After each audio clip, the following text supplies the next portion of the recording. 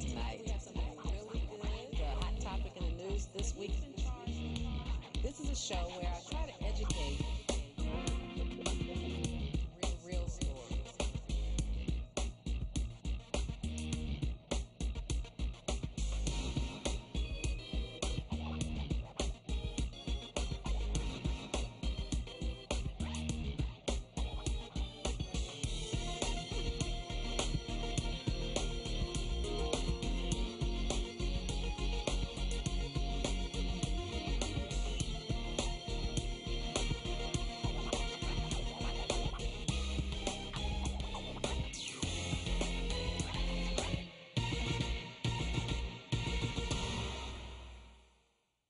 Thank you for watching Truth and Justice with Vivian King. Tonight I have as a co-host Teana Watson. She's a famous criminal defense lawyer in Fort Bend County, my friend, my sorority sister, and she just ran for judge unsuccessfully, but just like I did unsuccessfully. It's going around, isn't it? It's going around. It's going around. But at least she tried to make a difference. And in her candidacy, she was able to educate many, many people in the Fort Bend community, teach them about the criminal justice system, make them get involved, and make them care about what happens in their community, because so many people in that area do not understand it. And of course, this show is here to empower you about the Harris County criminal justice system. And we have the famous Ray Hill in the studio tonight. He is going to do part 2 of his story. You know, we've been lucky enough to have him tell his story, to co-host, and tonight he's going to talk about his story again and some of the things he's working on. He works harder than anybody I know for his age, really. I mean, he's such a good-looking man, and he's still working really hard in the community, and I'm really proud of him and glad that he has allowed himself to be on our show tonight. So Ray, without any further ado, let's just get started. Sure. Let's talk about, give us a summary of your criminal justice experience. What got you into the criminal justice system? And then, because, you know, that's part of our format. Well, you know, the thing about it is economics. Like most people, you're poor and you live, I live in Cloverleaf, which is as much of a poor neighborhood as any ghetto or barrio in town. And I grew up out there, and I was trying to be, I was a gay guy. And it's expensive to be gay. I don't know if you've seen the movie I Love You, Philip Morris, but that's the theme of the Philip Morris, is it costs a lot of money to be gay. You got to go to Mardi Gras, and you got to go to opening of the beaches in Fort Lauderdale, and you got to make Mission Days in San Diego and Splash Day in Houston. You just got to do all of this stuff. Even especially in the 60s. Oh, especially. Because we were all closeted. So you couldn't actually be gay unless you got out of town. Okay. And so getting out of town was expensive, and I couldn't make enough money as a clerk over at Mainland Mortgage to do that. So I started going in sidelines. I tried fraud. That didn't work out very well. I got busted and had to bribe my way out of going to prison when John Connolly was a governor. And so then I checked the statistics. If something doesn't work, know what you're doing. So I checked the statistics, and I found out that of all of the crimes at that time, the lowest solved rate of crimes was for commercial burglaries. Now, you break into somebody's house, somebody's pushing for you to get found out and convicted. But if you break in their business, it's the deal with the insurance company. And since most of those people had alarm systems, all I had to do is learn how to beat those. So I learned enough electronics how to beat all the alarm systems, and I stole what queers know about: antiques, art, jewels, and electronics. And I did that on a pretty productive scale. The antiques, I opened up an antique store and sold it out of state. And so when I got busted, J. Edgar Hoover had to intervene to keep me getting federal charges because interstate transportation had stolen property. But he did. I never met the man, but he actually intervened to keep me from getting federal charges. Interesting. Why did he do that? Do we know? I don't know. Well, he was gay. But wasn't he closeted gay? Well, have you seen the movie? No. J. Edgar Hoover, the movie, you're never sure whether he admits being gay. Clearly, Clyde Tolson had a relationship with him that Clyde was aware of. I don't know if J. Edgar ever was. But they until they were very old men, they were together. They had shared a one-bedroom apartment in Washington, D.C. at one point. because a friend of mine has that apartment. It's got a plaque on the wall. J. Edgar Hoover slept here? J. Edgar Hoover and Clyde Tolson lived in this one-bedroom apartment together. Wow. Now, his mother lived in the next apartment. He never got away from his mother till she died. Well, you know about gay men and their mothers. Oh, yes. That's not I don't know, but I have observed. That's not a secret. And so I was trying to keep up, except that I got caught. I took full retirement from that profession, and that really sucked because I was sentenced to 160 years in Texas Penitentiary. Now, was that consecutive sentences? 20 consecutive 8-year sentences is how that worked out. And I don't know how they do it now, but in 1970, 20 consecutive 8s is just a life sentence. It's a long life sentence. Yeah. And so I went down there, and actually that helped, Vivian. I went down there thinking that I'm going to be here for the rest of my life. It was like total immersion from the very beginning. I didn't go down there thinking, well, I'm going to have to survive down here until I do this 5 years or this 10 years. I was going to be there the rest of my life. And that's a whole different paradigm. And so you go to prison, you go into Texas prison the same way you come into the world, naked. Take all your clothes off. Take all of the clothes off before they let you in. Naked, confused, scared, and angry. And I entered prison naked, confused, scared, and angry in November of 1970 by running barefoot from the chain bus about 150 feet in sleet to the back door of the diagnostic center. And I'll never forget that. That was going into prison. Everything was a total shock. Well, the rest of these guys are going in, they're going to do 5 years, 2 years, 10 years, 25 years. Life at that time was 17. But I wasn't with them. I had this deeper thing. So I realized that I had to adapt to the culture. Well, what is the culture? What's your job if you're a convict? Well, it's actually the same as the wardens. Your job while in prison is the smooth operation of that plantation. And that's what prisons are in Texas. They're plantations. Right. And they used to be plantations. Well, they're still plantations, only instead of owned by the plantation owner, they're owned by the state. And you do the same things on those plantations that slaves did under the old slave plantation. So I recognized that. I knew that. And so I lucked out. I got assigned to the Ramsey plantation. And I think it's interesting. Last time I went down to Ramsey to go to a recovery meeting, they have a picture of old slave owner Ramsey. Wow. On the wall. So Ramsey was a slave owner.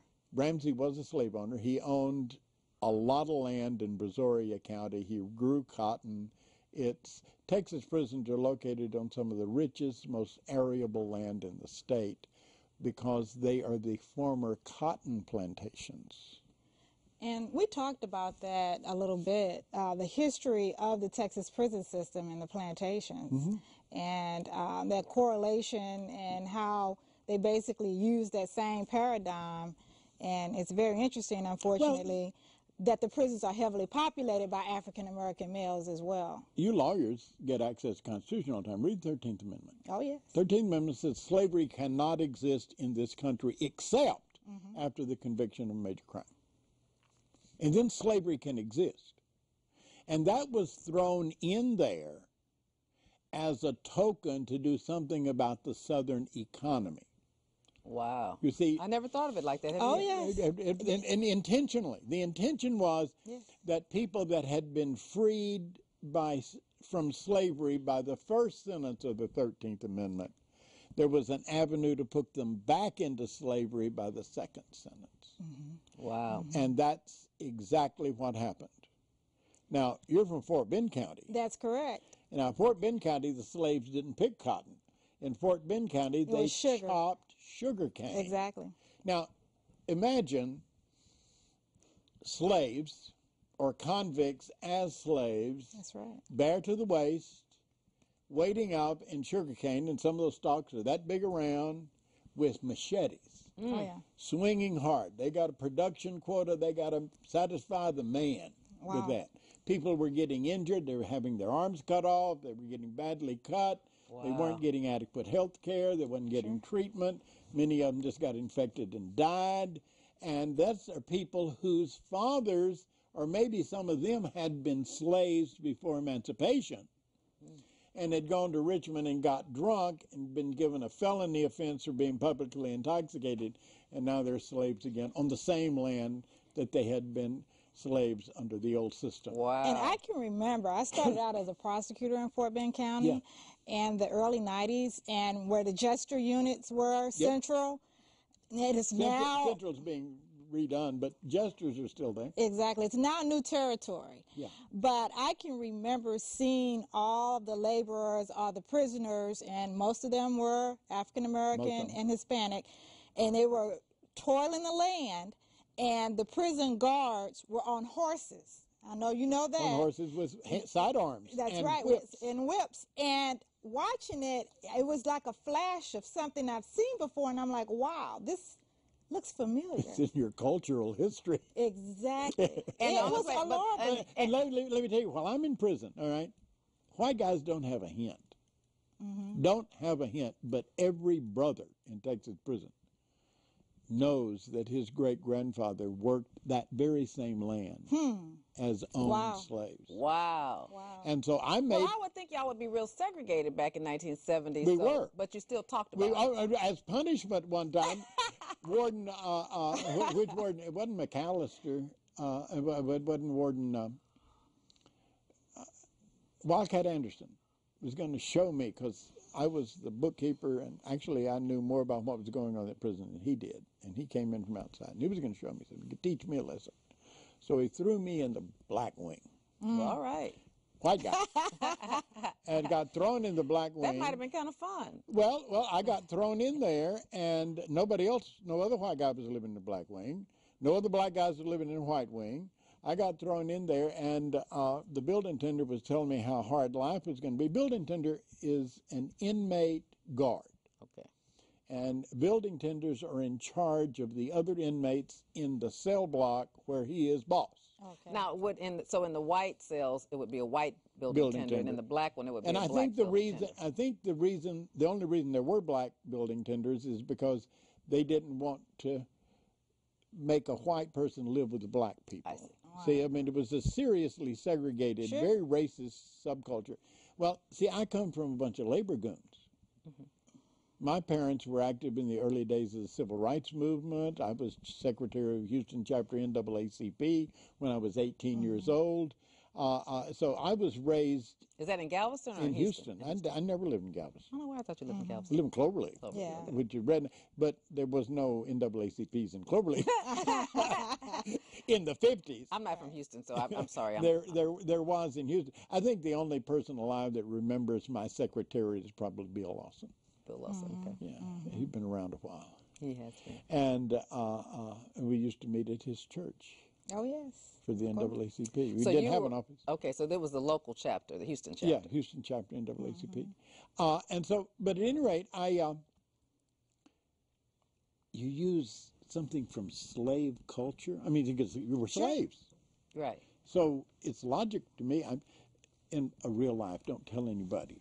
It's just between us. Just between us. I'm a social anthropologist who has studied societies in depth. Okay. Okay.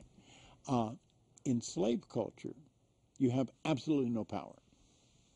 So the only way you can exercise power is you've got to trick the man into thinking it was his idea. Right. Some people call that shucking and jiving, which is just a ploy. Now, it turns out that's a very negative term now. But There's a lot of racial load. But we know what it means. It was a tool Right. to slaves. Sure. All right? You got to trick the man into doing it. So, what's my job? I'm maintenance bookkeeper, and then I become construction bookkeeper, and I have some authority as an inmate. I can hire people to work in maintenance and construction from the inmate population. So I got all the electricians tied down, I got all the plumbers tied down, and I didn't care whether they were white or black. It didn't make me any difference. I hired people who had the ability to do that because my job was to keep the lights on, keep the sewage running, keep the water running. That was my job, keep the doors open. And in prison, opening and closing doors is a really big deal. Yeah, I can imagine. And that was my job to supervise all that and see that all that got done. And I did that very efficiently because, remember, my real job description is the smooth operation of that unit. Right. And as because you're going to be there for life. I'm going to be there forever. And as much as you help that, you will be rewarded. As much as you hinder that, you'll be punished. Right. And so I'm not a snitch, because that creates confusion, problems, that does not smooth operation. I am not, I don't go around messing with other people's business.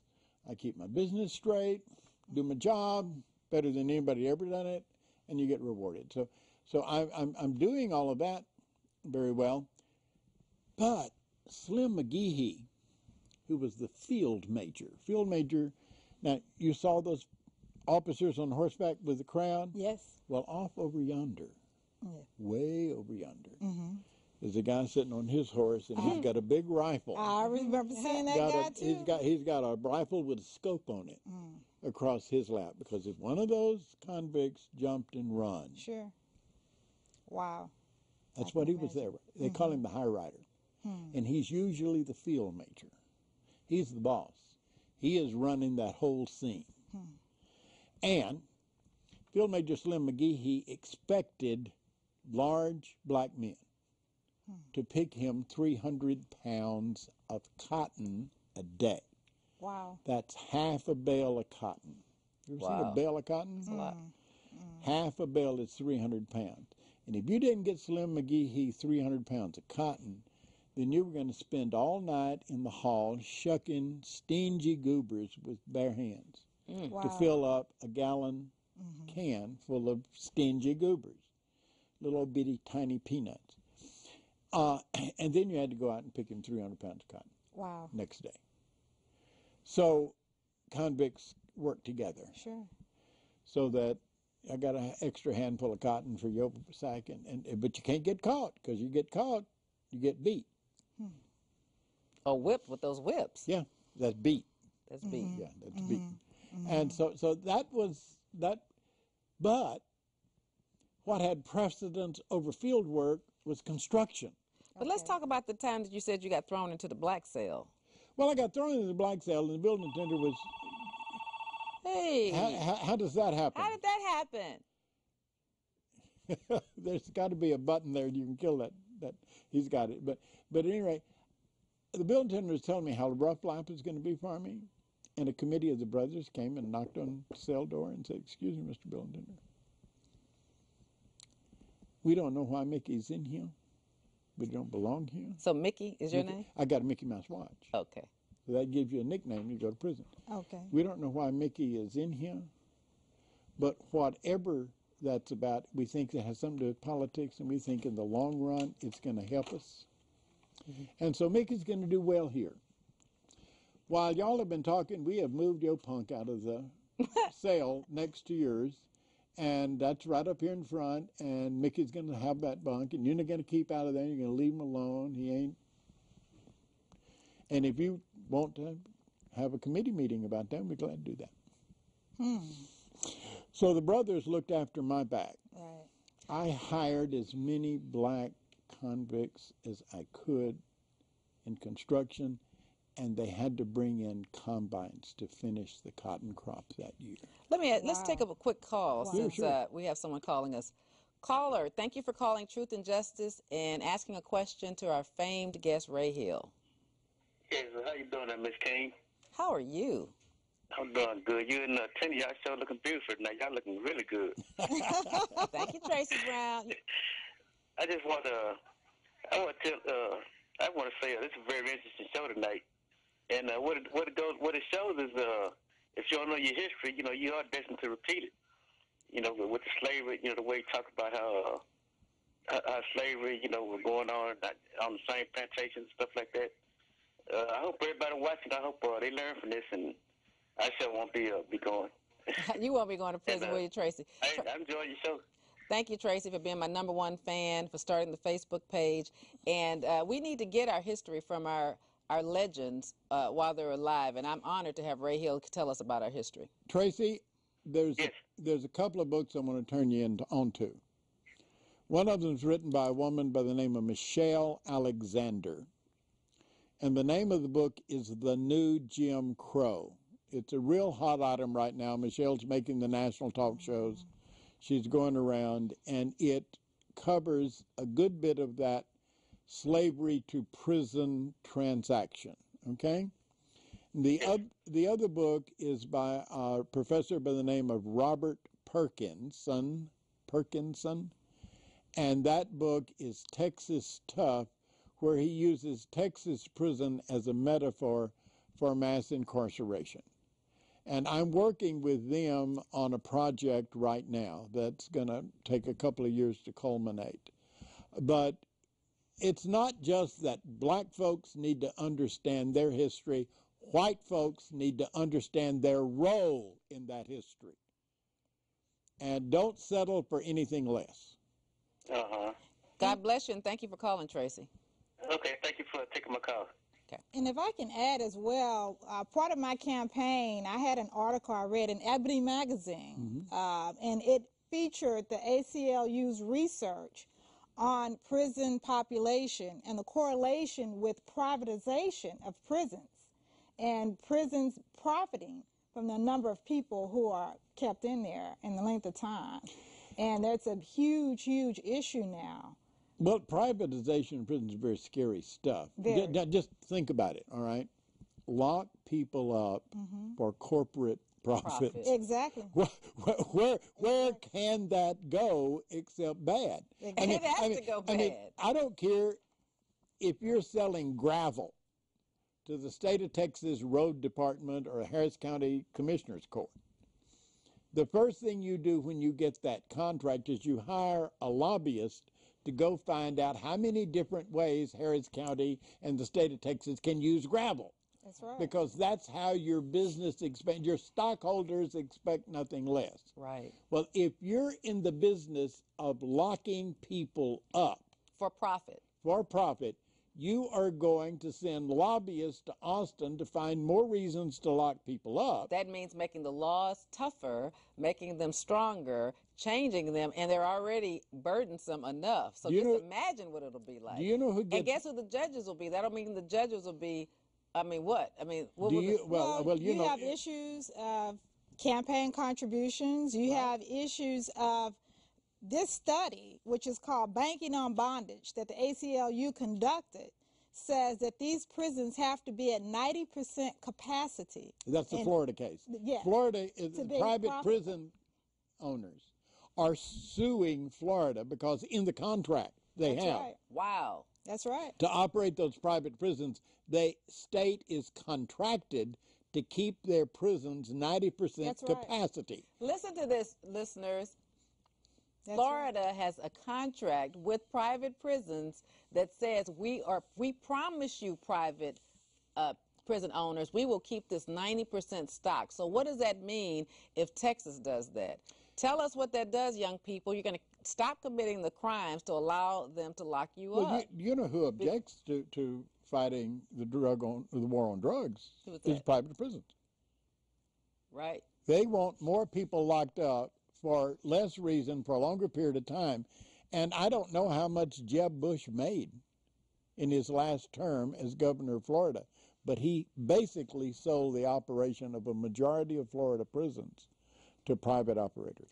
And the thing that frightens me about that, when I was a banker in the 80s, I remember when the Bushes were, took down savings and loans from being rainmakers. Yeah. So what's scary about the Bush family, and although I believe they're probably great people, wonderful people, but lobbyists and politicians are always those who are related to well-connected politicians. Sure. And then, so what do? You connect people together. You connect people for savings and loans. They go under. You connect people for privatization of prisons. Now everybody's locked up. And the state is going broke because we're not thinking about the cost that it takes. One of the things, if I were one judge, I was going to have law students and young people continuously do studies about the cost. If we send this person to prison for a crack pipe, that has trash in it, basically, not a measurable quantity of cocaine in it.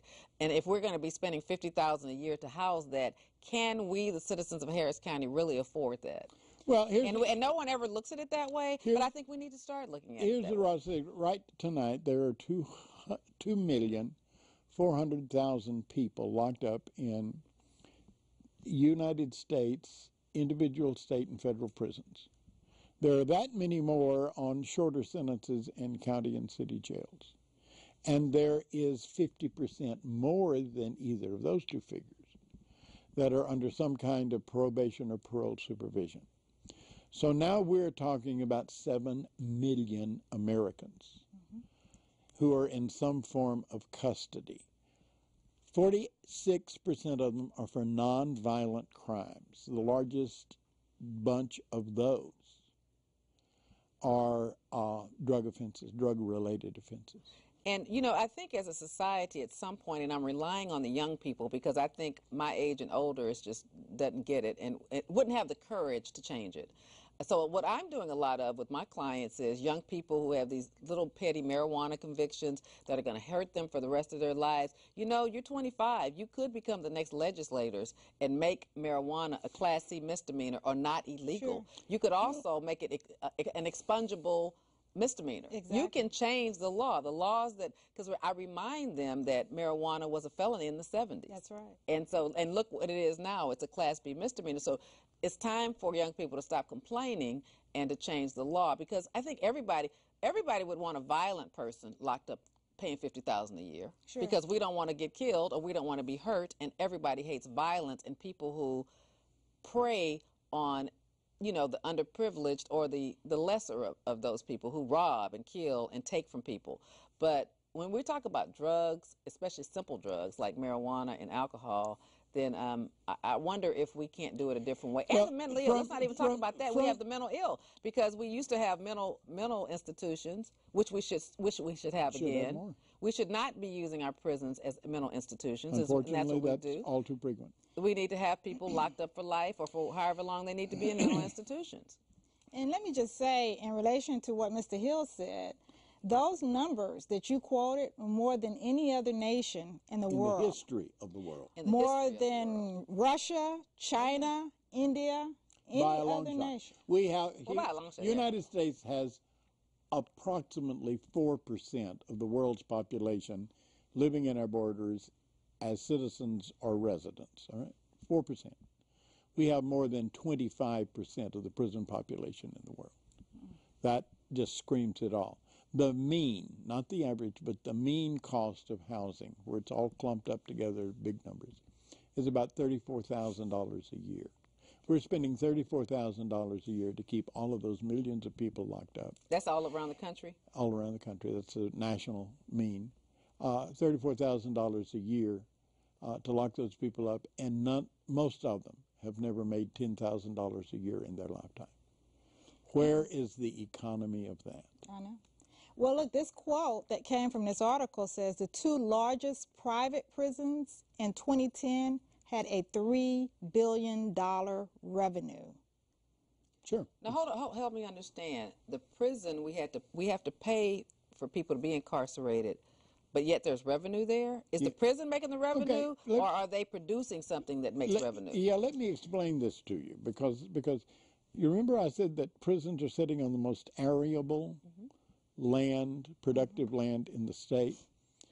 The plan in Texas, because Governor Perry was planning to have a going out of business sale like Governor Bush did in Florida.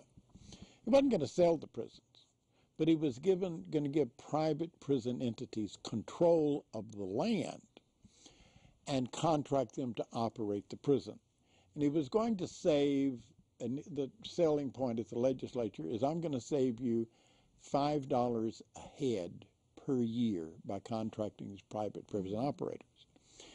Next thing he's going to do is fire all the employees so that he takes everybody's seniority away. You can get hired back, but you don't get any benefits. And you come in as a fresh employee with no benefits, so that all the state pension plan and all that goes away. And you can save money that way. So actually the savings in the operating cost, if you count in how that it affects the employees, is it's a money-losing situation there. Then we get a contract that says you got to keep 90% full.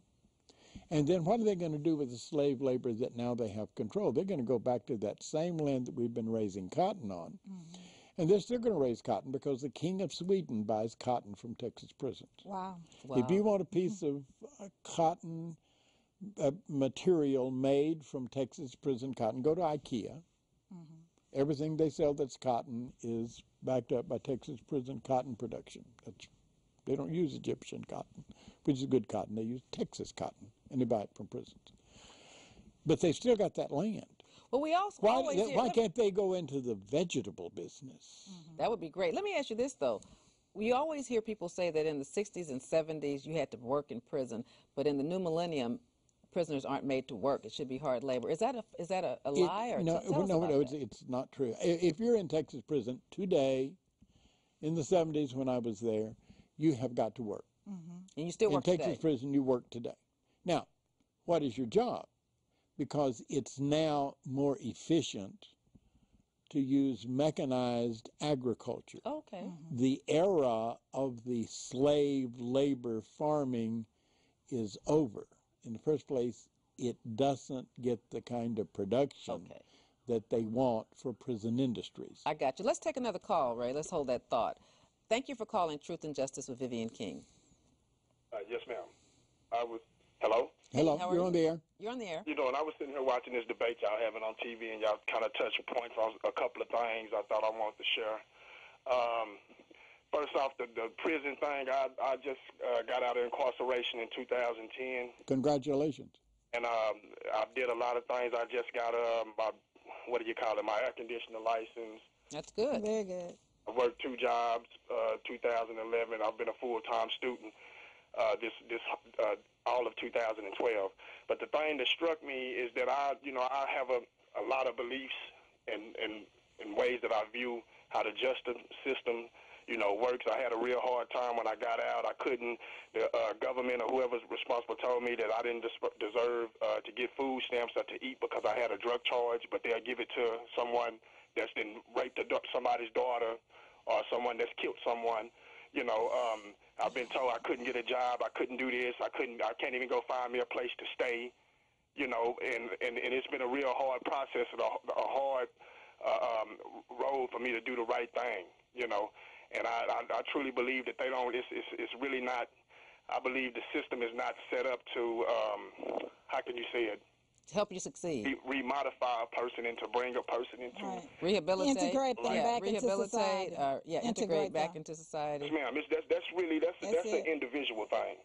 And it sounds like you're doing a good job, and it's not hard. And I commend you for working through the process because it is a process. Caller, where did you go to prison? Texas? Yes, sir. What units? I was on Buster Cole. I was right up here, right outside of Houston, for a little bit at this Atascocita Road. Where else? Gurney, quite a few. I'm the guy that did. I'm the guy that. Where I was going to prison for a while. But the thing that I just want to touch bases on is that, it's hard for people trying to reintegrate back into society, man. And I feel like the system, they don't make it any easier. I'm the guy that did the prison show for 33 years. Say it again, sir? I'm the guy that did the prison show on radio for 33 years. Oh, okay. I had no knowledge. I have been out of prison for 47 years. Oh, that's a long time. And I still have got to jump through loops to get a lease in most apartment complex in Houston. Right. Oh, so they still, so it's still. It never washes off. Right. And about the food stamps and all of that, every time the Texas legislature meets, they go into a rednecking contest to make your life more miserable. Exactly. Exactly. And one of the main points of me calling, I was looking at the discussion y'all was having, is because, really, I've accomplished a lot since 2010, and I'm still going.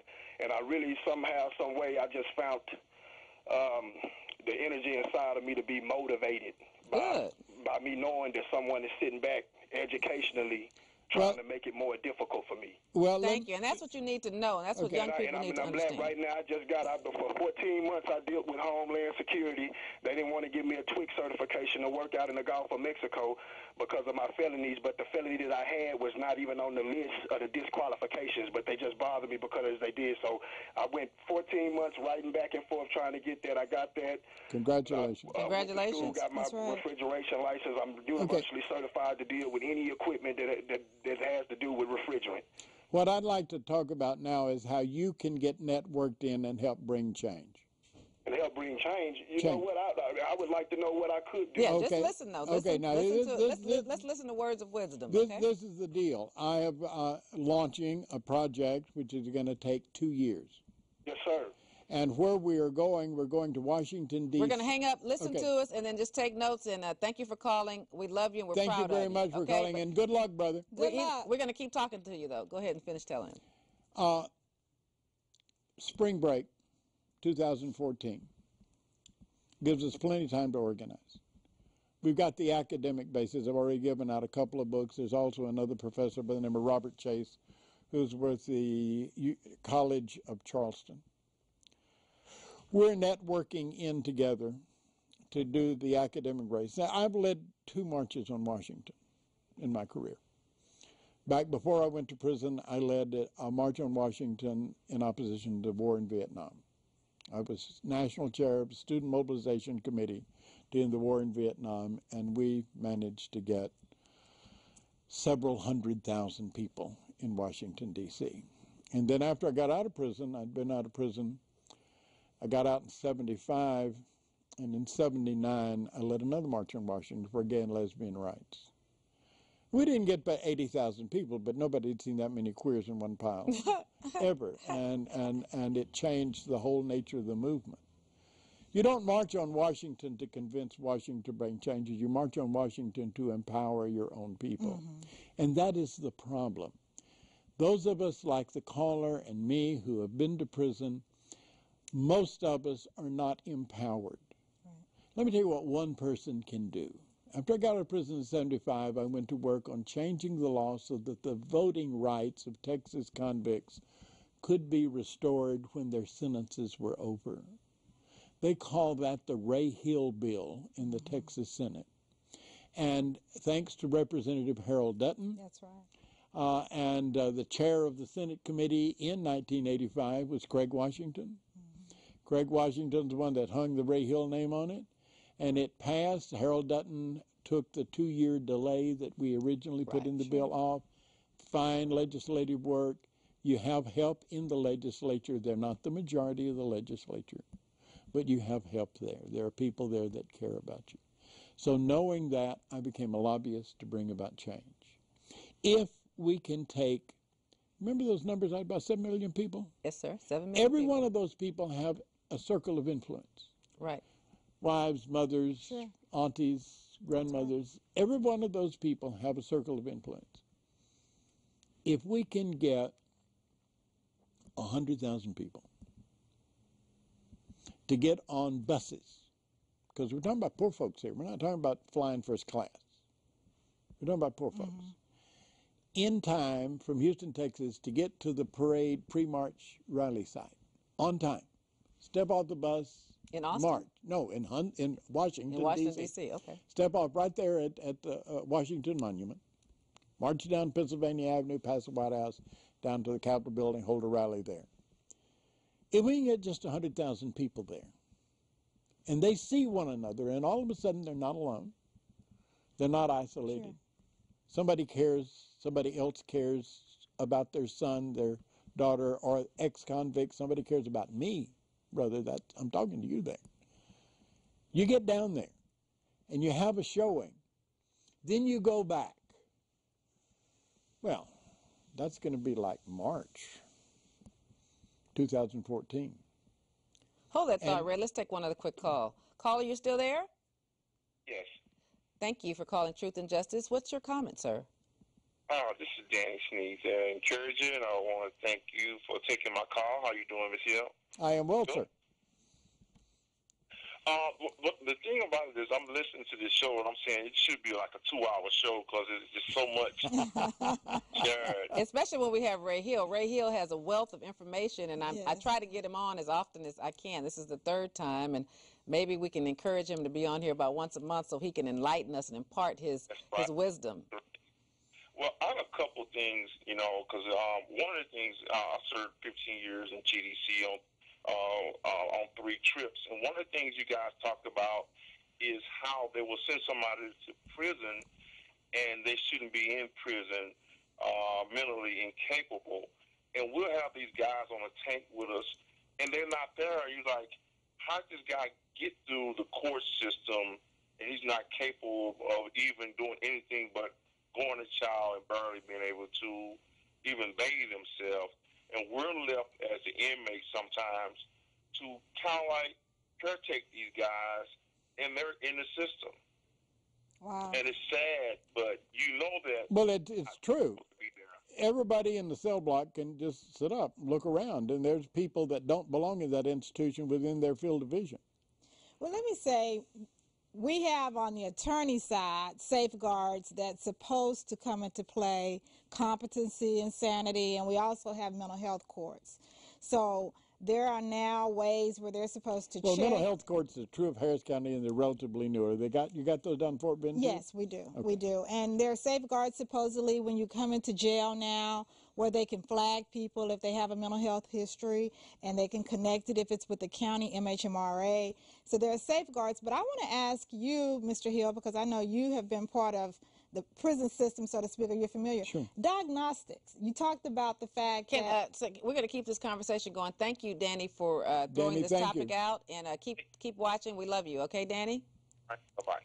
Is there anything effective that happens Well, when you the go only into thing wrong with diagnostics? the Harris County Mental Health Court is that it kicks in at a felony level. Most of the business is down on the misdemeanor level. Sure. And I don't know how many of you know Mike Smith. He's actually the warden of Harris County Jail.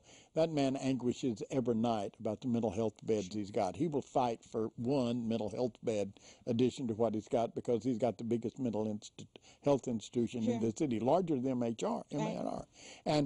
And so the trouble of it is if you're from the mental health system and you commit a felony crime and get convicted, you pass through an in-membrane into the criminal justice system, and there's no way back. Exactly. Because further offenses means that they're just going to aggravate your previous case. Parole, your previous case, yeah, enhance your punishment. Right. And so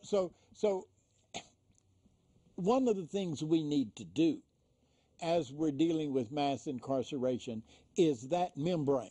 Okay. That needs to be porous both directions.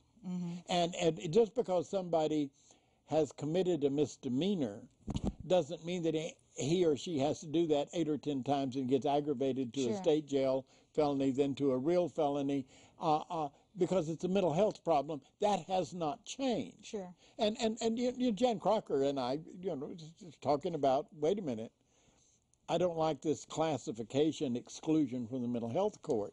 Well, I don't even want to talk about it. Before she even created that system, talking about Jan Crocker doing it, I respect her. But the problem is she always had a one-size-fits-all solution. That's right. And that's the problem. I've had girls that I worked with when I did a lot of court appointments that might have been molested and mistreated, and everybody in their world died when they were young, so they were abandoned. So their psychosis is not the same as a drug addict. It's not the same as a person. Their PTSD is just as likely as somebody who comes from a combat zone. From a combat zone. And I had a lot of that in my childhood. Some of them actually are just not wrapped too tight. They're retarded. And there are different levels of mental retardation or mental depression, and it has to be treated differently, not the same. When I was in prison, I took the people with deep emotional, psychological problems, and I put them in the cigarette business. We could smoke in prison in those days. Right. I bought them tobacco, bought them rollers. You produce cigarettes for me and other people. You can make a little commissary this way. And I made them more independent, which increased their pride, which is what you would do in a mental health institution. And I had to do that as an inmate because there was nothing official on that unit to address it. To address that loneliness, abandonment, isolation issue, you have to create groups. That's why groups work so well, like AA, NA, Lonely People Anonymous. You need to have groups, and you created a group because most people who have been abandoned smoke. Right. And I was a smoker. And so you need that group dynamic to feel strong and sustained, because that's what the world is about, is together. If I smoked one of those cigarettes I smoked when I was in prison, it'd kill me. They were strong, weren't they? Did you grow your own tobacco or what? So No. I bought pipe tobacco and like bugler and all that. So did diagnostics help at all when you go into diagnostics is a wonderful idea. Okay. Because it tells you where to put the Classification person. doesn't work. Okay. And why classification doesn't work, I jokingly say that Red McCaskill classified all the prison system in his head. You go around. If you want to be a trustee in my day, you had to interview Red McCaskill. Okay. Red McCaskill came on the unit. I'd known Red McCaskill because he was the real Red McCaskill's son. And the real Red McCaskill was Precinct 1 constable. Wow. And he did a campaign thing every year. Went on coon hunt. It wasn't a coon hunt. It was a drunken stumble through the woods. Coons were much too smart to stay out of that.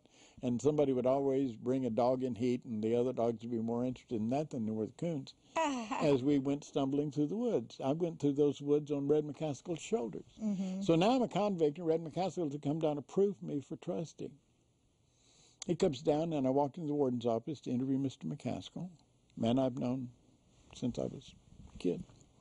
Oh, hell! You ever think about punching it? Prison language to you think about escape. Wow. And my response, because I wasn't expecting that kind of, he was playing a role, and I had to play my role. And I said, yes, sir, Mr. McCaskill, I think about it every day. You got a 160-year sentence. Be a fool not to think about it. Well, I hope you got enough sense. In the language gets dirtier. Of course. Of course. I'll come down here and kick you all up, and if you ever do, I'll take care of it personally. Yes, sir, Mr. Caskill, I understand that. I don't think I'll disappoint you. So he made me a trustee. Okay. With a 160-year sentence, I could walk out of the compound without a guard. And you can't do that now. Right. If you got a number like that, you're in super lockdown. But Red had a better idea of how to sort them out than S.O. Woody Woods used to do that with 5 or 6 computers. Okay. And now they've got 15 people, and they don't know who the hell they're dealing with at all. Okay. So classification does not work because it's become a bureaucratic morass instead of someone's responsibility. And in dealing with an institution as large as Texas Prison, and Texas Prison has 152,000 people locked up. That bureaucracy doesn't know who they've got. Right. Yeah. And but what about the diagnostics, like Teana said? Well, doesn't that tell you where to send people? We don't all go through diagnostic anymore. When you go to prison from Harris County, you go to the Garza unit, most of them. You come from Dallas, you go to the Holiday unit in Huntsville. You're in a transfer facility. And somebody may come around and give you an IQ test, somebody may come around and give you a physical examination and all of that. But that is a much less formal system than in my day when we had 20,000 people locked up in 1970. That's Wow. Right. Yeah. I would go What a through the big difference. diagnostic unit, and we'd go through a battery of tests over a few weeks. Okay. Well, let's talk That about makes that. sense. Over the last 40 or 50 years, Yeah. we have gone from 20,000 people locked up to 152,000. I mean, we have 10 minutes left, and we want to talk about your movement a little bit more. But why? Well, that's what my movement is about. It's all about that. But why do you think? I mean, there are more people in the world, of course, but not that many more people. Well, what do you think? yeah, one of the problems is every time the legislature meets, and I've already talked about this in other countries, but they feel obliged to do something. If they didn't do anything, if they just went to Austin, had a good party, and everybody had, but they're always competing with one another. Even, I mean, what is this booty cheerleader thing? Yeah, and crazy. Think of some reason to make another, and the answer to every problem is a new law. criminal law. A new law. Criminal law. Sure. And And let me tell you what I found interesting. When I became a lawyer in '92, I was a prosecutor in Harris County. I was told when Ann Richards went out in '94 and Bush came in that the Texas penal code hadn't been changed in 30 years. But then when the Republicans came in... Last big change in the penal code was in 1973. I was in prison when that happened. I lobbied for part of those changes. But then in 94, they started being changed when Bush got there, I guess January of 95, and it's been changed every year since then. Well, and, that's what the and I always thought that was kind of strange, because I thought the Republicans didn't like a lot of laws and personal intrusion, but yet the laws have been changed every year since January of 1995, where before it stayed stagnant for... Well, and when you say change, increase. There are more laws on the book. Increase the laws, make them more complicated, like there was a process in criminal law. Minimum sentencing. Stare decisis, where you always kind of understood the law because it built on old laws and it made sense. Sure. Now it's nonsensical. And there are a lot of new laws. There are new laws. It's like we can't just have rape. We just can't have sexual assault. Now we have to have continuing sexual assault cases, where if you touch a child inappropriately on 3 different occasions, now you're a continuing sexual assault everything's perpetrator. Aggravated, everything's expanded, more longer sentences for everything. That's what legislatures do when they gather. And those people are too full of the importance of their power. And you can't legislate behavior, and that's the problem in society. At some point, we have to spend some of the money on behavioral changes or schools and education and pride. It can't all be just punish, punish, punish, because we really, as a society, we can't afford it. Well, the assumption is that everybody is upper middle class and in that kind of value system, and everybody is not. All children have parents, and the parents are responsible for what they do, except that all children don't have parents. That's not the society we live in anymore. And we haven't been raising parents with the responsibility of having children and looking over it. Families are less stable. Neighborhoods are... What is a neighborhood?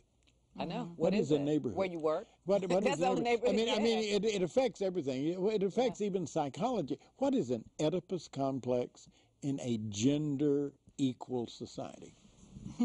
We could have another whole show just on that. Exactly. And so the thing about it is, none of these problems are simple. Right. But here's something real simple. We could do a better job changing the lives of people we have locked up if we had fewer of them to deal with. That's true. Of course. So we need to start with a whole holistic view of finding fewer excuses to lock people up. Reduce the length of sentences, do something that makes parole responsive to real human experiences. And make the release process responsive to true human experiences. Allow there to be places where a person like our caller, when he gets out and he gets a job or gets training, he can live in a decent apartment complex. Do you know who did the best job of that? Ever. Who's that? A fellow by the name of Sonny Wells and his wife Selma Wells. They were a couple of dope fiends. They started an operation here in Houston called New Directions. Oh, yeah. And if you got out of prison, their door was open. Sure. Convicts, ex-convicts. Selma went to prison 5 times. Wow. Sonny went 7 times. Wow. All right? Sonny and Selma were a team of... Warden Selma would take the women. And they were scared to death of her because she was tough. But their behavior changed after they got out, and they were fed, and they were housed, and they were dressed properly, and they were given the manners that their mamas had not taught them, and the guys got out and became productive, like the caller. They all became like that. I don't care what they put in the front of them, they struggled against it till they overcome it. New Directions, you know what New Directions is now? No. Federal Pre-Release Center. Wow. And one day we'll have to have a show. We have 4 minutes on the GEO system, because the federal system does have GEO, a private prison that is traded on the New York Stock Exchange. That's scary. Think about that, callers, our ex-cons that listen, our ex-felons. We're saying that lovingly because we love you. We're doing this show to empower us. That GEO, that's the acronym, GEO. You can Google it. It's on the New York Stock Exchange. There's a unit right over here on Beaumont Highway. Yeah, it's in Conroe. That's where all of the people in the federal system who are awaiting their trial here in Houston, in the Southern District of Texas. And that is a privatization prison, federal prison. So we don't want that here in Texas. Sure. The only thing that may stop this legislature from doing a going out of business sale for the governor is that 90% lawsuit in Florida.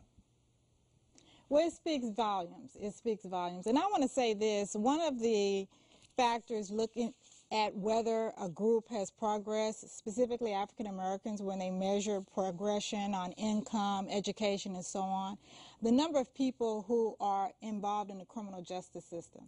If you look at the statistics, and you can Google this, in 1960, there were 1/5 of the African American males involved in the criminal justice system are on paper, probation, parole, and prison, than there are now, and that's proportionally. Mm-hmm. And that speaks volumes as to the progress we've made or lack thereof.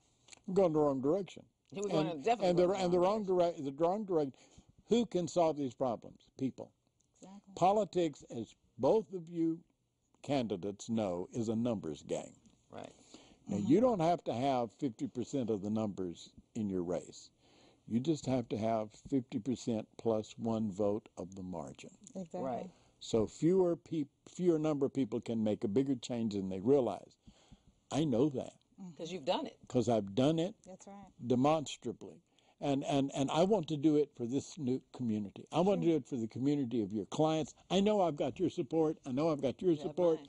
I want to do it with the community of your clients. I want to empower them to defend themselves in the political system, just like they have depended on you to defend them in the legal system.